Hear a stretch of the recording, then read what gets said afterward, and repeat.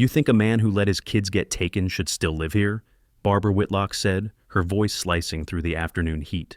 She waved a folded citation like a verdict.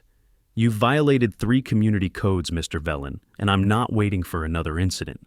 She was the president of our HOA, self-appointed savior of Brookridge Preserve, and right now, she was standing in my backyard, 5 feet from the walnut swing my late wife built for our kids, the same swing where my youngest, Miles, sat watching her like she was a storm he couldn't outrun.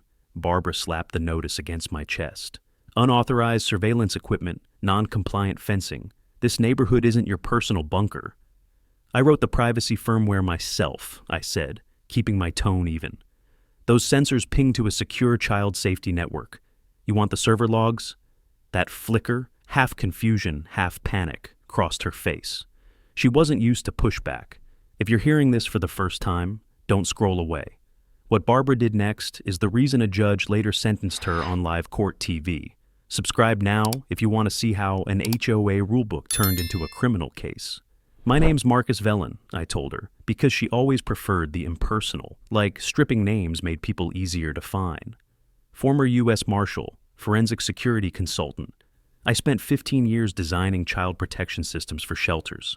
So when I reinforce a fence, it's not decor, it's defense. Barbara gave a brittle laugh. This community has guidelines, Mr. Vellon. Fear isn't an exemption. No, I said, but trauma's a teacher. My wife died 2 years ago. A week later, someone tried to grab my daughter from a school parking lot. That swing, I pointed behind me, is the only piece of her mother she remembers building. If you think I'm letting another stranger decide what safe looks like for us, you're mistaken. Her smile froze. She hated when emotion didn't serve her narrative. Behind her sunglasses, I saw the calculation. How to turn grief into non-compliance, safety into spectacle. You can't weaponize sentiment against the board, she said. Either remove the equipment or face escalating fines. I stepped closer, lowering my voice. Barbara, you keep talking about protection like it's yours to give, but you've already crossed that line. She hesitated. What line? The one between oversight and obsession. The security pole at the corner clicked softly as the PTZ camera shifted toward her. Not hidden, just ignored. It had been recording since last week, when anonymous noise complaints about my kids appeared minutes after school drop-off. Complaints filed from inside the HOA office. Barbara turned her head toward the sound. You can't film me without consent. You entered my property uninvited, I said. That's consent enough. For evidence. She tightened her grip on the citation, knuckles whitening. You'll regret this. Maybe, I said, but not as much as the day you decided to make safety a crime. Her heel ground into the lawn as she spun and marched toward the gate. The metal latch shrieked as she slammed it behind her, leaving the paper fluttering on the grass like an empty threat. Miles slipped off the swing and ran to me. Dad, are we in trouble again? I knelt beside him. No, buddy. Trouble's when someone does something wrong. We're just standing up for what's right. He looked back at the swing, its rope frayed near the knot where his mom's hands once tied it. Will she break it? I glanced at the fence line. She can try. The desert wind carried the faint hum of the sensor grid as it recalibrated. I'd built systems for prisons, courthouses, shelters, but never imagined I'd need one for my own home. Still, I'd seen this kind of escalation before. People like Barbara didn't stop when you complied. They stopped when someone watched them fail. That's why every camera stayed live. Every notification pinged to an off-site server. Every moment like this, recorded, time-stamped, and ready. I looked into the nearest lens. Where are you watching from? I whispered. Because this is where it started. The last peaceful afternoon before my 3 children disappeared. By the time the second citation arrived, it wasn't even delivered in person, just taped across my front door like a public shaming. Black ink, triple underlined. Failure to respond constitutes willful non-compliance. Underneath it, someone had added a handwritten note in red ink. This is not a military base. I didn't need to run handwriting analysis. Barbara Whitlock's ego bled through every letter. The board might have signed off on the citation, but she'd authored the threat. There was no signature, no time stamp, just an empty warning that reeked of power used like a weapon. That week, the violations multiplied. A noise complaint at 8:12 a.m. when my kids were brushing their teeth. A fine for unapproved lawn ornamentation because of the solar emergency light near our back hedge. Even a notice for inconsistent trash bin placement, as if 3 kids under 10 was a crime scene waiting to happen. At first, I tried the standard route. I submitted appeals. I requested board meeting access. I left polite voicemails. Every response I got was a copy-paste policy citation. No names, no calls back, just systemized silence. So, I walked into the HOA management office. The interior was colder than I expected. Everything clean, silent, beige. A wall-mounted TV played a muted news channel while the receptionist typed like I wasn't there. A photo of Barbara stood in a silver frame beside the board list, like she'd been elected mayor of a gated kingdom. "I'm here to speak to the board," I said, keeping my voice low but clear. "Board meetings are by appointment only," the receptionist replied without looking up. "I've filed 3 formal appeals. They're under review. I have footage of Barbara trespassing and verbally harassing my son." She finally looked up. "Do you have an appointment?" I leaned forward slightly. "If I file charges and notify the local press before you finish reviewing them, does that count as an appointment?" She blinked, faltered, then reached for the phone. "Please wait." She buzzed someone in the back office. I didn't get a meeting, but I got a face. Councilman Reese Cordero, HOA Vice President, retired Air Force, tall, polite, and completely disinterested. He came out with his hands in his pockets like he'd just been disturbed during a pleasant lunch. "Mr. Vellon, I understand there's been some friction. I'd be happy to take your documentation and ensure it's routed properly." I handed him a flash drive with 2 weeks of surveillance clips. "I'm not asking for a favor. I'm demanding due process. What's happening to my family isn't enforcement. It's harassment." He gave me a tired smile.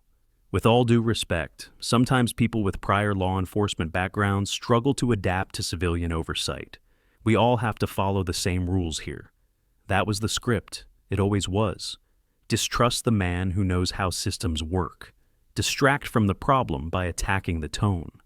Then enforce the rules equally, I said. Because I've got footage of 4 houses with non-compliant fencing that haven't seen a single fine. Reese's expression barely changed. "I'll take a look." I knew he wouldn't. The whole board was either afraid of Barbara or bought into her campaign of control. Power protects itself. It doesn't fix itself. As I turned to leave, a woman passing through the hallway slowed her steps. Her eyes met mine, hesitated, then looked away. She wore a navy blouse with a HOA name tag clipped to her side. Daryl Knox, treasurer. She didn't say anything. Didn't have to. Her grip on the folder she was holding had gone rigid, knuckles pale. Something in her posture said what she couldn't.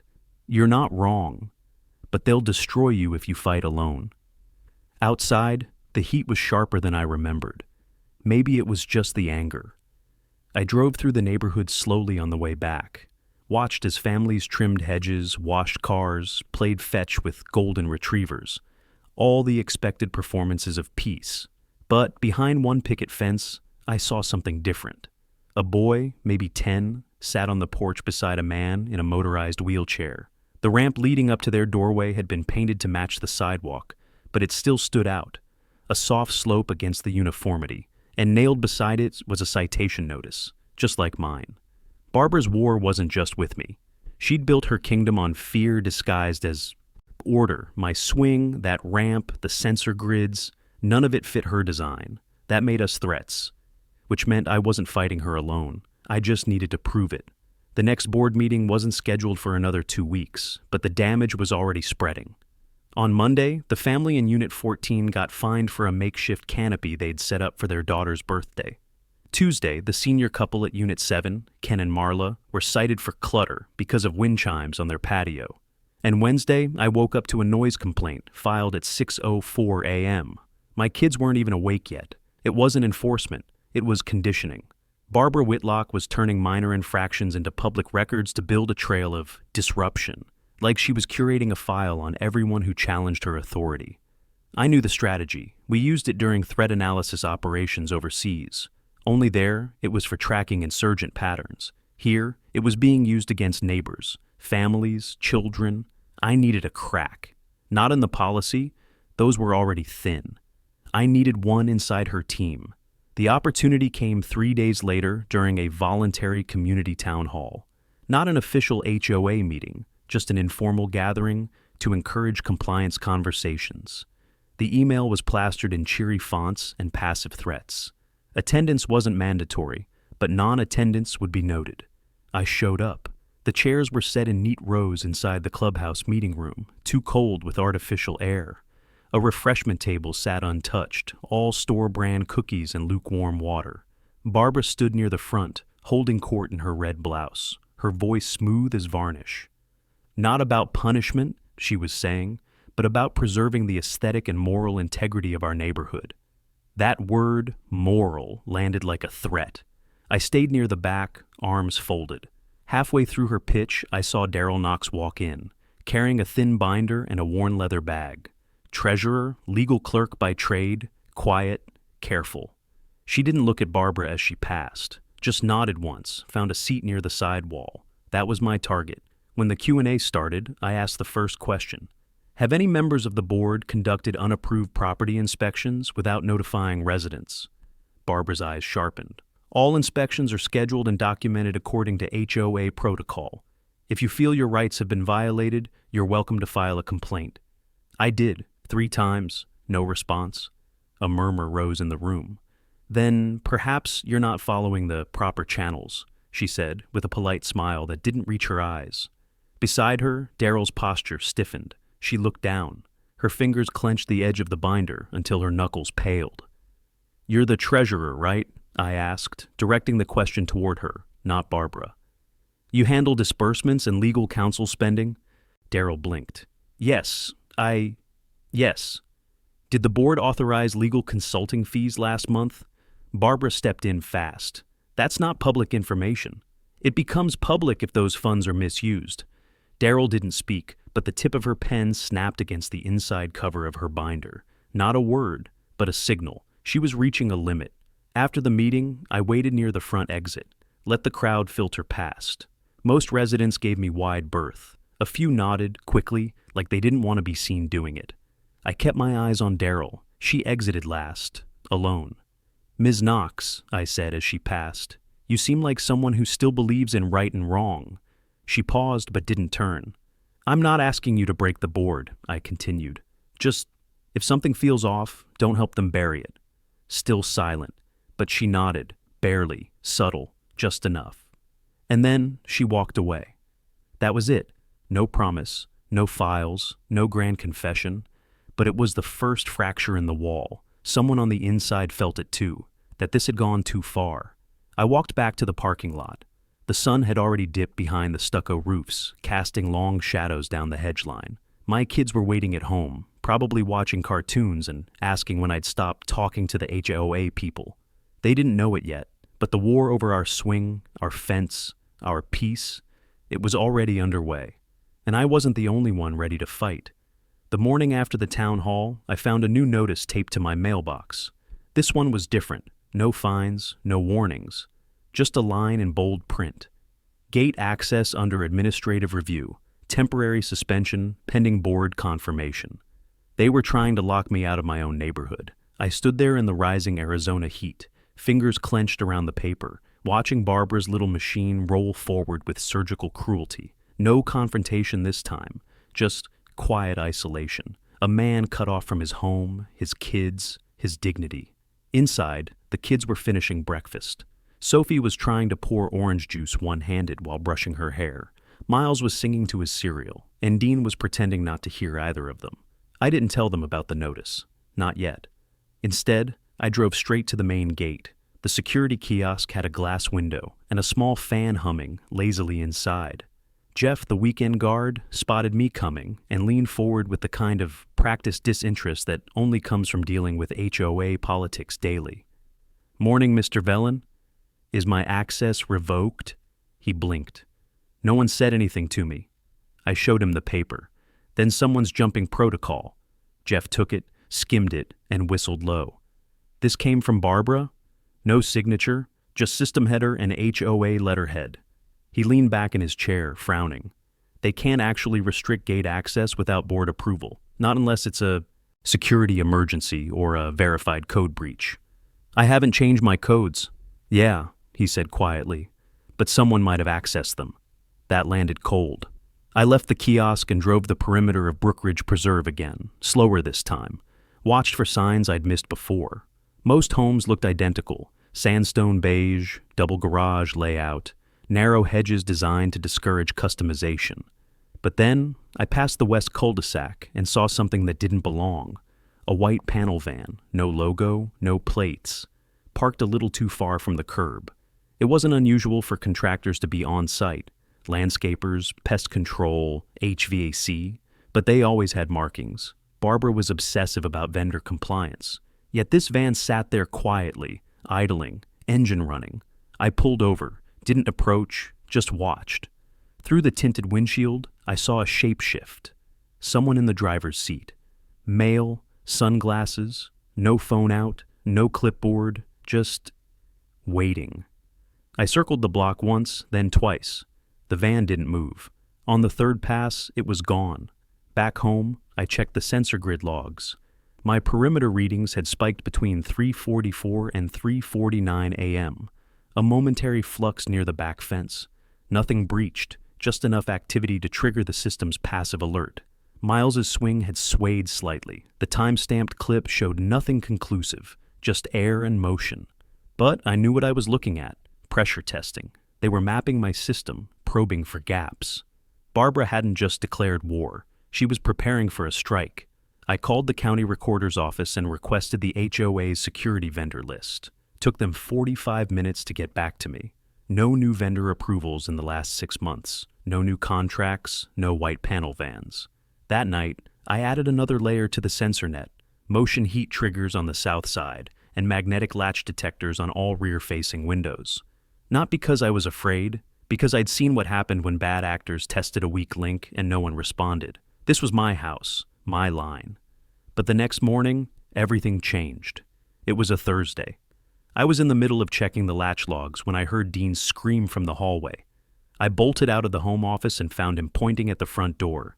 It was open, not wide, not swinging, just unlatched, a few inches ajar, and taped to the inside handle, perfectly centered, was a second envelope.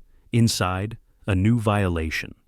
Your children have been observed engaging in disruptive play near community boundaries. Repeated behavioral issues may constitute grounds for HOA-mandated family wellness intervention. Family wellness intervention. They weren't just trying to find me anymore. They were coming for my children. I looked down at the swing through the living room window. It was still moving, but none of my kids had been outside. I didn't sleep that night.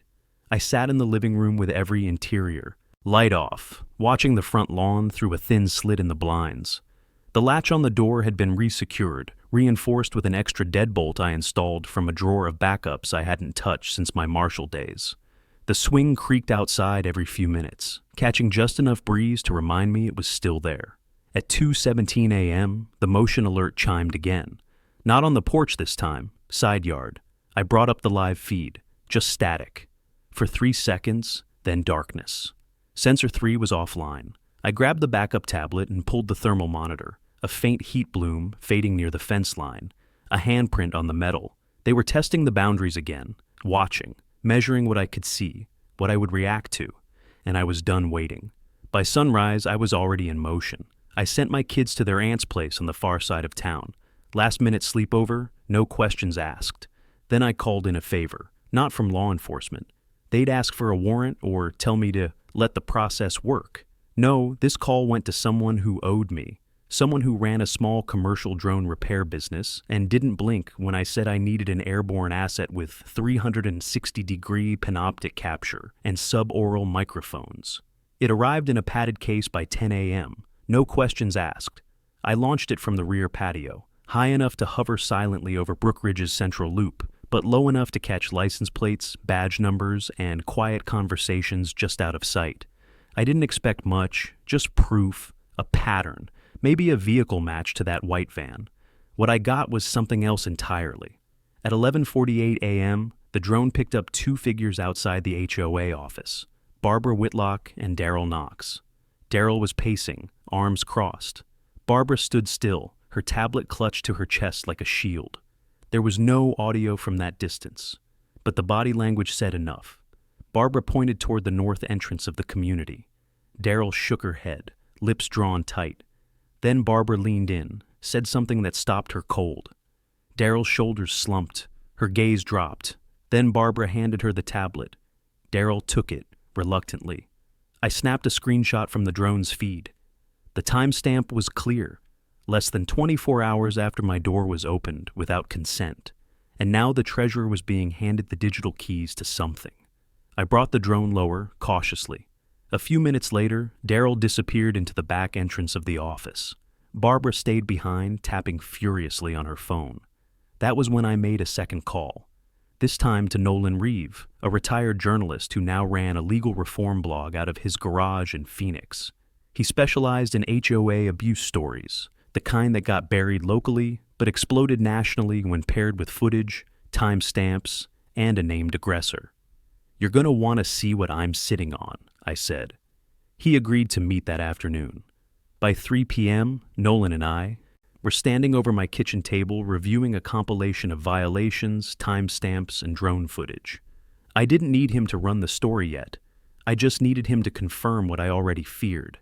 "She's escalating toward a narrative," he said, scrolling through the flagged items. "Noise complaints, behavioral accusations, gate code reviews. If she files one more false report, anything even hinting at neglect or abuse, the HOA can trigger a third-party wellness intervention under Arizona statute." "I already got the warning," I told him. He looked up. "You've got two options, Marcus. You either stay inside the system and hope someone intervenes, or you go public before she controls the story." Outside the kitchen window, the swing had stopped moving. Just like that, the air stilled. I didn't need to catch Barbara in the act. I just needed to show people what she'd built. And I knew where to start. I walked back into the living room, pulled up the HOA portal, and requested a full log of gate access overrides for the past 30 days. 10 minutes later, I received an auto response. "Your request is being reviewed. Please allow 14 business days for internal clearance." I didn't wait. Instead, I opened a private back channel, one I'd used for years in field security analysis. It took me less than an hour to get what I needed. Barbara's access override key had been used on my gate. At 3:47 a.m., the exact moment my swing moved. I didn't tell the kids what I found. I kept my voice cheerful when I called their aunt, asked if they wanted to stay one more night, maybe two. She agreed without hesitation. She always liked having them. I could hear Miles giggling in the background, something about building a spaceship out of laundry baskets. I needed that sound to remind me what was at stake. The override log confirmed it. Barbara's digital fingerprint had opened the gate to my property at 3:47 a.m. The system she used required board-level admin rights not even all board members had. That wasn't routine patrol. That wasn't neighborly concern. That was a break-in under color of authority. But I couldn't go to the police yet, not without showing motive, not without proving this wasn't a one-time act of overreach. So I went hunting for her pattern. My first stop was the ramp house, Unit 12, the one with the boy on the porch and the father in the motorized wheelchair. I'd seen the citation tape there a few days ago, but I hadn't seen the family out since. I knocked twice. The boy answered, same face, big, nervous eyes. "Hi," I said, crouching slightly. "I'm Marcus. I live near the east gate. Is your dad home?" He nodded and stepped aside. Inside, the house smelled like eucalyptus oil and hand sanitizer, neat but not staged. I spotted the ramp citation still folded on the entry table. The father sat near the window, a breathing assist clipped to his collar. "Don't get many visitors," he said, nodding toward the chair opposite him. "I saw the citation," I said, sitting. "Wasn't sure if anyone followed up." He shook his head. "They just posted it. No inspection, no hearing." "Did your son ever get questioned? Approached by anyone?" "Twice," he said. "Once near the hedge by the west wall. Barbara stopped him. Said he was loitering. He was waiting for his school bus. Next day, she dropped off a pamphlet about community compliance. The man didn't blink. He'd seen worse, probably, but he was afraid in a quiet, tired way. "She's building a case," I said.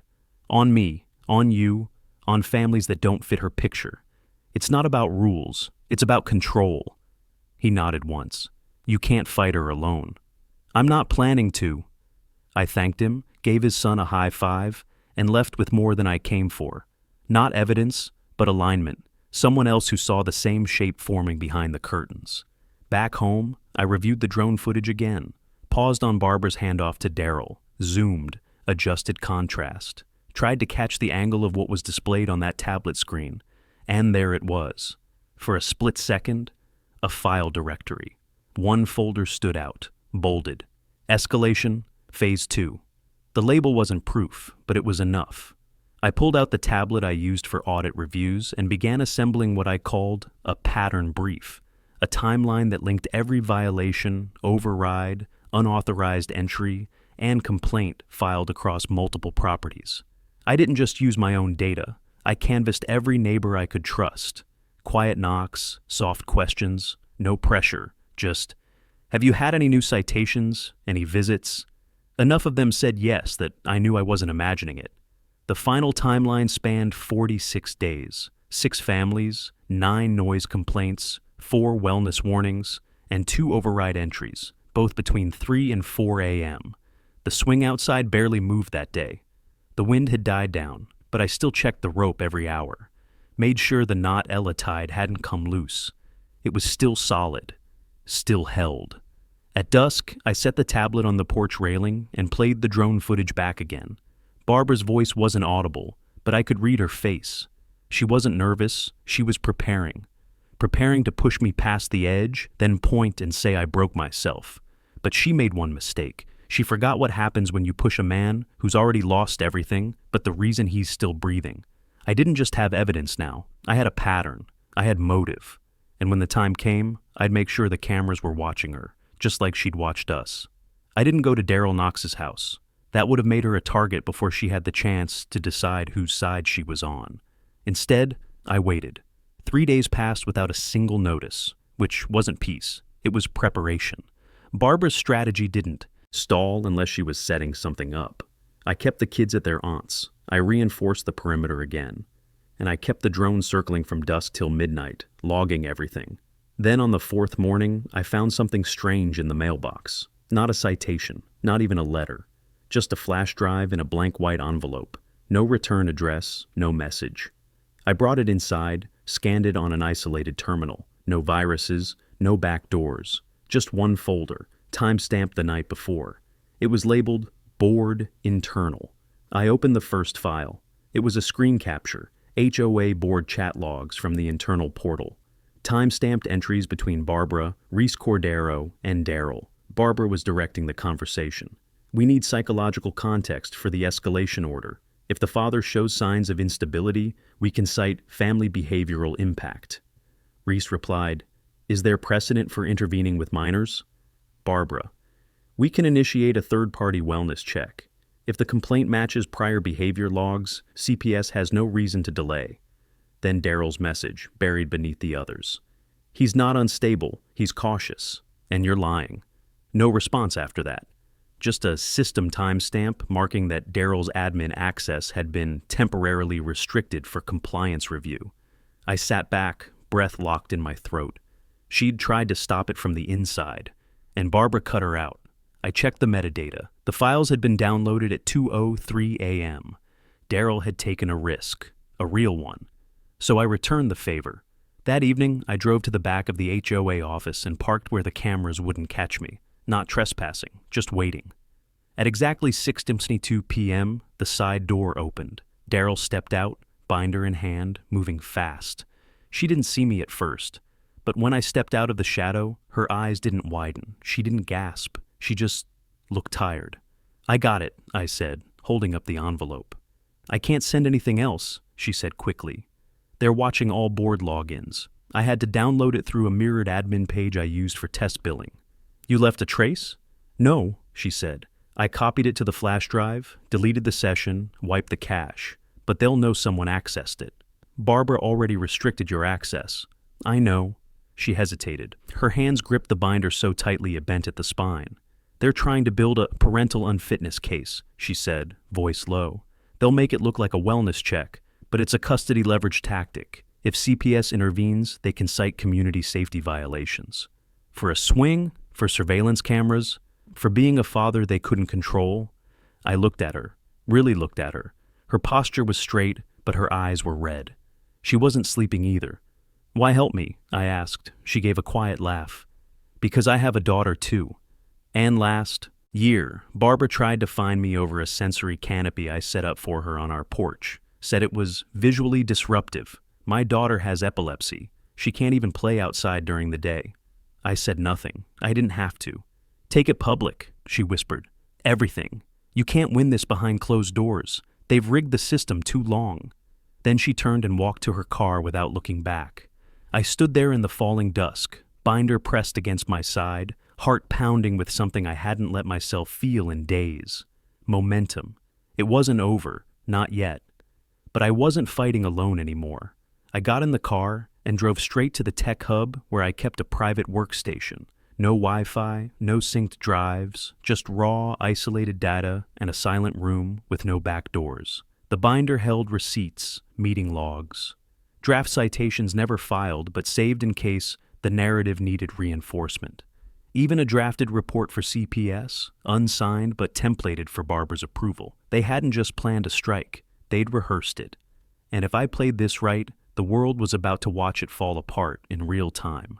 I stayed at the tech hub until long past midnight, surrounded by fan hums and cold blue screens.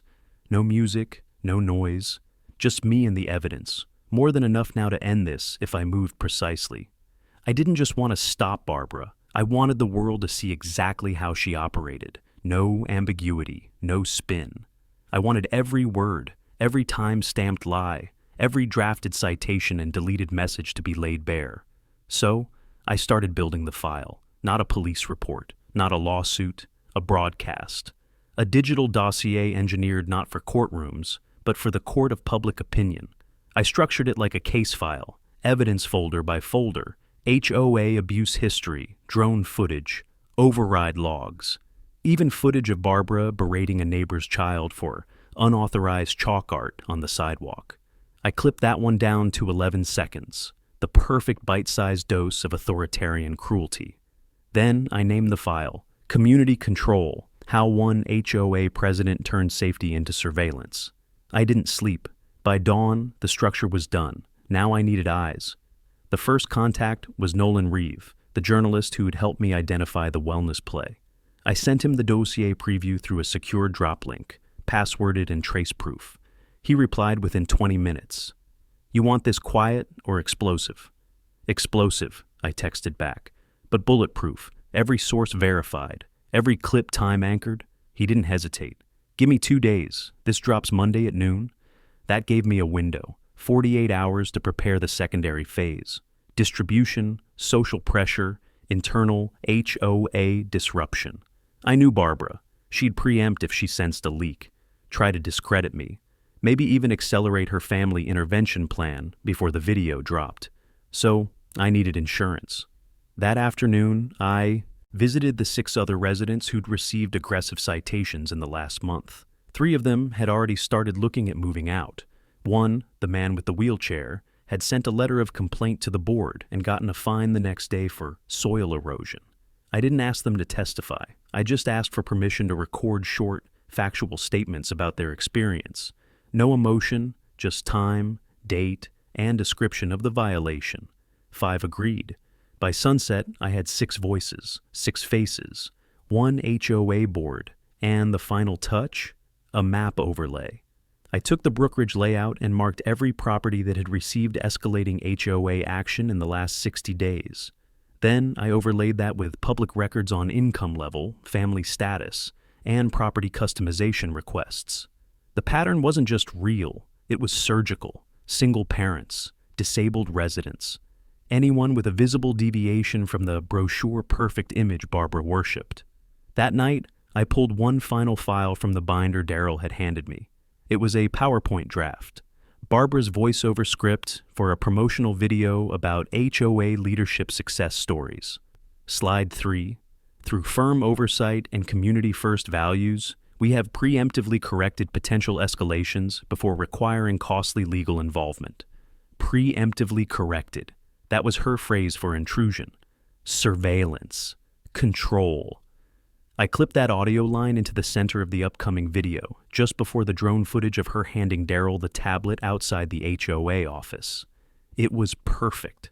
The next morning, I ran one final check of the house. My kids were still at their aunt's, safe. I updated the security protocols, double encrypted the perimeter data, transferred drone archives to 3 separate vaults. Then, I emailed the HOA board, just one line. As of Monday at noon, this becomes a matter of public interest. No threats, no explanations. Because I wasn't asking for anything anymore. That night, I sat on the porch, watching the swing move slightly in the breeze. I hadn't touched it in days. But the knot was still tight. The seat still smooth. Ella would have approved. She hated bullies. She'd have torn Barbara's language apart with one well-written sentence. And now it was my turn. They had built their kingdom on silence. I was going to burn it down with the truth. By sunrise Monday, the neighborhood was still quiet, but I could feel the shift. It wasn't fear anymore. It was pressure. Something about the air felt denser, like the whole street was holding its breath. I showered, dressed, and brewed a fresh pot of coffee I wouldn't drink. At 10 a.m., I logged into every platform I'd prepped for the launch. YouTube, Vimeo, X, Facebook, Reddit, LinkedIn. The dossier was queued and scheduled, thumbnail loaded, metadata locked in. Nolan's article was already live in his press queue, set to auto-publish. The headline wasn't subtle. Inside Brookridge, how Ndilo HOA president weaponized child safety law to control a community. At 11:45 a.m., I stood in the doorway and watched the swing move once, just a nudge. The sky above it was flat and blue, almost too calm. My phone vibrated. Nolan. 5-minute countdown. Everything's green. I tapped the tablet and opened my home surveillance system. Every angle of the house lit up in clean, unbroken feeds. The swing, the front porch, the side gate, the community loop road. At exactly 12 p.m., the upload went live. No music, no dramatic voiceover, just raw, methodical footage. Barbara's override logs, the 3:47 a.m. gate entry, the drone capture of her exchanging files with Daryl, the chat logs, the binder excerpts, the pattern map. Each piece explained itself without commentary. The voices of 6 residents followed, quiet and clear. One man's hands trembled as he read the date of his first citation. A mother held up a warning letter with her daughter's sidewalk chalk art still smudged behind her on the concrete. At 12:08, the first comment appeared. What kind of HOA is this? By 12:17, Nolan's article hit the front page of Our Legal Advice. By 12:21, the HOA's contact email began bouncing. I wasn't done. At 12:30, I delivered physical copies of the entire packet to 3 places: the local news station's tip desk, the county commissioner's office, and the legal nonprofit that specialized in HOA overreach lawsuits. By 1 p.m., the story had been shared over 2,000 times. That's when the HOA's website went offline. Barbara's personal Facebook page vanished an hour later. And at 3:42 p.m., a letter slid under my door. It wasn't in an envelope, just folded once, sharp and clean. We request an immediate meeting with you and your legal representative. The board is prepared to discuss resolution terms and public statement review. I didn't respond. Instead, I walked the long way around the block, past the community center, past the front gate, past the house with the ramp and the wind chimes. Neighbors nodded at me now. Not big gestures, just small acknowledgments. People who'd been quiet before, now watching, waiting, testing the air like I had days earlier. By the time I returned home, 2 local reporters were parked near the East Loop entrance, talking to a woman in a visor who pointed toward the HOA office and said something animated enough to make one of them raise his eyebrows. Inside, my phone buzzed again. Daryl. I answered on the first ring. They're scrambling, she said. 3 emergency meetings called in the last 2 hours. Barbara's trying to distance herself. She told the board the override was an IT error. I have the log file. Her ID was used. I know. They know too. Reese is already lawyered up. Good. Daryl hesitated, then said quietly, they were going to escalate this week. The wellness order was going to be pushed through Friday. I closed my eyes. Not Anymore, I said. That night, I sat with the swing again, didn't touch it, didn't have to.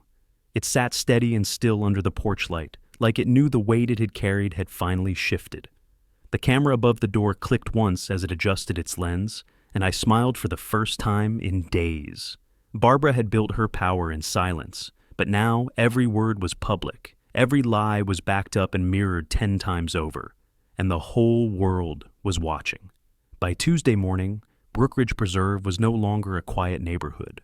2 vans from Channel 8 News parked outside the HOA office just after sunrise. A reporter from a local podcast stood near the mail kiosk, mic in hand, narrating into her phone while Barbara's name trended online for the 3rd straight hour. The gates didn't open for visitors anymore. They buzzed, checked names, cross-referenced entry lists. The same people who used to wave me through now eyed me like I was radioactive. But they didn't stop me. They didn't dare. Inside my house, the kids had returned. I brought them back the night before. Quietly, no announcement, just 3 sleepy heads on familiar pillows. Like none of this had ever happened. They were safe now. But it wasn't over. At 10:13 a.m., I received an official email from the HOA board. Not Barbara, not Reese. A new name I hadn't seen before. Angela Hewitt, interim HOA secretary. The message was short. Emergency board session convening at 2 p.m. per community bylaws. As an impacted party, you are invited to attend and present response materials. Session will be recorded for HOA compliance archives. I stared at the screen. It wasn't an apology. It wasn't an olive branch. But it was something rarer. An opening. At 1:45, I stood outside the community center's meeting hall in a black polo and clean jeans. No suit, no badge, just the man they'd tried to erase. I carried no folder, no legal rep. Everything they needed to see had already gone viral. A crowd had gathered, not residents but press, at least a dozen. They weren't allowed inside, but the fact they were here changed everything. The board couldn't hide behind closed doors anymore. At 1:58, I walked in. The hall was cold, fluorescent lights humming above, folding chairs in stiff rows, a folding table at the front with 4 people seated, Reese jaw tight, Angela Hewitt blinking like she'd aged 10 years in 2 days, a board member I didn't recognize, and Barbara. She was wearing a charcoal blazer and a smile that didn't fit her face. "Mr. Vellon," she said, voice controlled. "Thank you for joining us." I sat. Angela cleared her throat. "This meeting is being recorded. The purpose is to address allegations of procedural misconduct, boundary overreach, and misuse of HOA authority. Mr. Vellon has been granted 10 minutes to present." Barbara interjected. "Before we begin, I'd like to state for the record that recent media coverage has created an unfair and inflammatory narrative that does not reflect the complex reality of HOA management." I leaned forward, elbows on the table. "No one outside this room wrote your override access logs," I said. Barbara turned sharply. "You're not recognized to speak yet. No one forged your chat logs. No one planted a 3:47 a.m. gate entry under your ID." Angela tried to interrupt. "Let's allow Mr. Vellon to—" "I'm not here to present." I looked directly at Barbara. "I'm here to witness what you do when the spotlight hits." Reese looked away. Daryl walked in a moment later and took a seat in the back. She said nothing, just nodded once when our eyes met. Angela cleared her throat again. "We've reviewed the compiled evidence. Due to the severity of the public fallout, the board has voted on several emergency measures.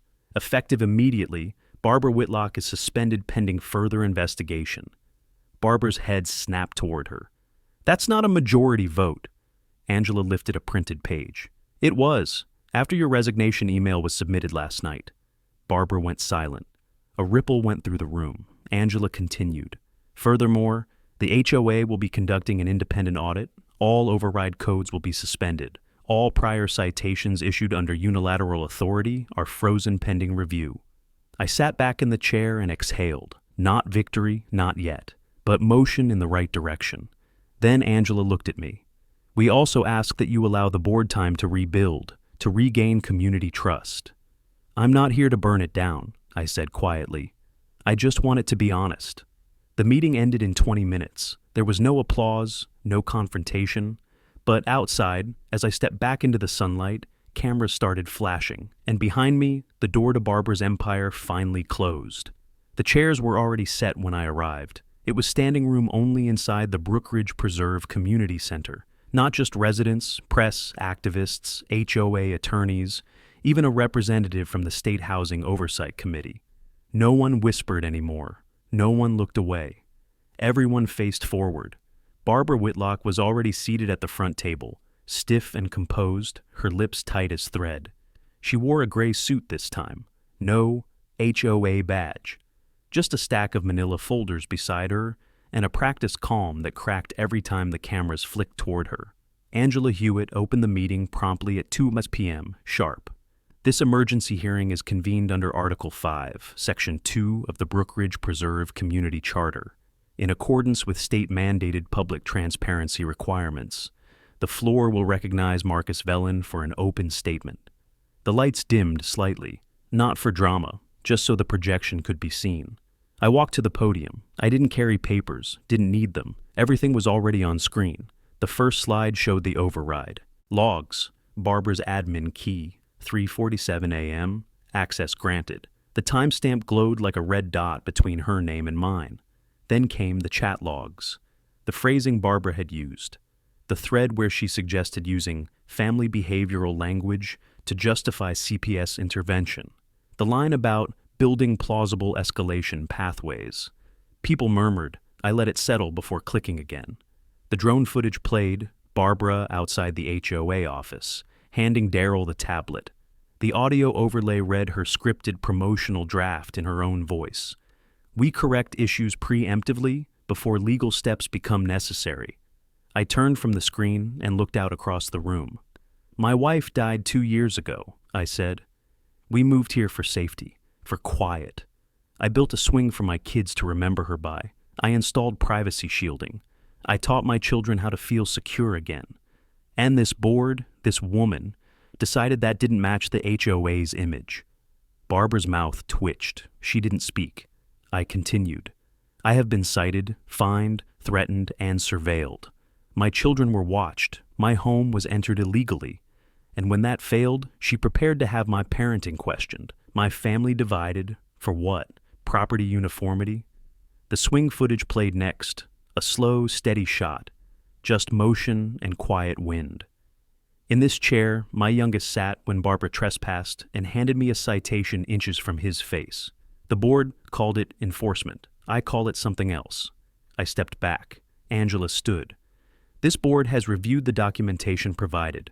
We have independently confirmed the override occurred.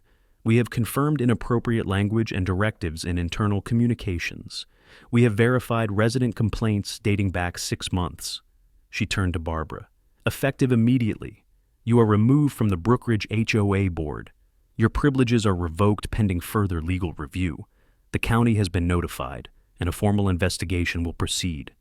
Barbara's face didn't move, not once, but her hands folded on the table began to tremble.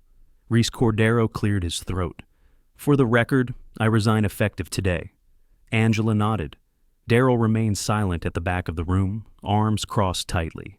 She didn't smile. She didn't look at me. But I knew what she'd done to help get us here, and so did everyone else.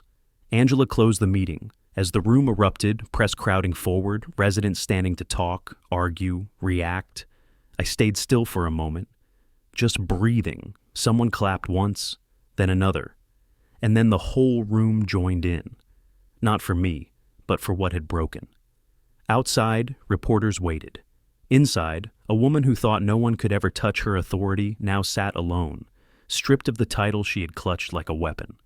And above it all, in the background of the live feed, the swing hung still in the sun, unmoving and undefeated. The morning after the hearing, the air in, Brookridge Preserve felt different. No letters taped to doors, no slow-moving HOA patrol cars circling the blocks. Just silence. The good kind. I stepped onto the porch with a wrench in one hand and a coil of fresh rope in the other. The swing had waited long enough. The original knot was still tight, but the rope had frayed over the last few weeks. Every gust of wind had worked at it, tugged at it, tried to unravel what Ella's hands had tied. It held through it all, but it was time to let it rest. I took the seat down carefully, laid it flat across the old bench we'd built together one spring afternoon before her diagnosis. The wood was still good, still hers. Inside, Sophie peeked out from the window. "You fixing it?" she asked, already opening the door. Dean and Miles followed her out barefoot, dragging their blankets behind them. "Thought it might be time," I said, setting the new rope across the porch rail. "Want to help?" They did. Of course they did. Dean measured the distance between the hooks with a tape measure I didn't ask for. Sophie checked the height. Miles ran circles around the tree until I had to hold him still just to get the first knot tied. They argued over the angle, over which side should face the house, over which corner Ella's initials had been carved into. I let them argue. It was the first time they sounded like kids again. Unafraid, loud in the best way. We lifted the swing together and tied the new knots tight. And when we were done, I stepped back and let the three of them test it out. Sophie in the middle, Miles on her lap, Dean pushing from behind like it was still summer 2 years ago and nothing bad had ever happened here. I didn't film it, didn't take pictures. Some moments aren't for proof, they're for remembering. Inside, my phone lit up with emails, news outlets asking for comment, legal groups offering representation, a voicemail from the state housing office requesting an interview. I ignored them, just for today. Barbara was gone, not just removed, but barred. The HOA bylaws had been rewritten during the emergency session. Override codes were now stored off-site, under third-party audit. Daryl had accepted the interim presidency under one condition, that no fines or violations could be issued without unanimous board review and resident appeal rights. It was over, not perfectly, but cleanly. And it started with one swing, one knot, one moment that didn't fit their aesthetic. Ella always said the swing was meant to last longer than rules. That safety wasn't about how something looked, but whether a child could fall asleep knowing the world wouldn't move under them. That afternoon, I stood beside it, watching the rope sway gently in the breeze. No tension, no sensor alerts, no need to check the logs. Just wind and quiet and children's laughter. If you want more stories of homeowners standing up to HOA tyranny, hit subscribe right now, share your story in the comments, and let me know where you're watching from. I'll be here, not waiting for another fight, just making sure the next one starts with the truth.